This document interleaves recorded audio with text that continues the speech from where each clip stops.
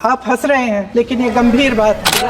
आप भी बैलेट पे चुनाव कर लीजिए, आप भी बैलेट पे चुनाव कर लीजिए। जिस पर आपको हंसी आती है, दूध का दूध पानी का पानी हो जाएगा। आपको तो एक बहाना चाहिए, पूरे परिवार का नाम गिनवा देते हैं। अरे अपनी जिम्मेदारी खुद लीजिए। 11 सालों के लिए तो सत्ता में आप हैं। इतिहास की बात आप करिए, मैं वर्तमान की बात करना चाहता हूँ कि भारत का संविधान संघ का विधान नहीं है। सच्चाई ये है कि आज संविधान संविधान संविधान बार बार इसलिए कह रहे हैं क्योंकि इस चुनाव में इनको पता चल गया कि इस देश की जनता ही इस संविधान को सुरक्षित रखेगी। कि इस चुनाव में हारते हारते जीतने से इन्हें एहसास हुआ कि ये संविधान बदलने की बात इस देश में नहीं चलेगी। ये देश कायरों के हाथों में ज्यादा देर तक कभी नहीं रहा है।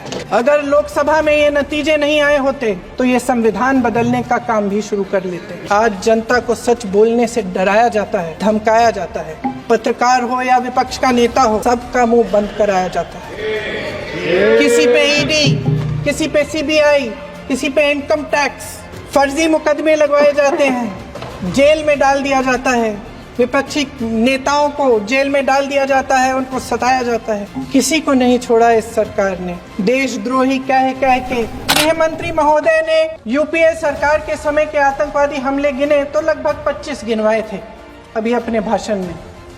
इस गुट ने कश्मीर में 25 हमले 2020 और 2025 के अंदर 2008 के मुंबई के हमलों का जिक्र किया, बार बार कहा कि मनमोहन सिंह जी की सरकार ने कुछ नहीं किया। ये तो जानकारी होगी ना कि उसी समय जब वो आतंकवादी हमला चल रहा था तभी उन आतंकवादियों को मार डाला था। एक बचा था और उसको भी फांसी दे दी थी 2012 में।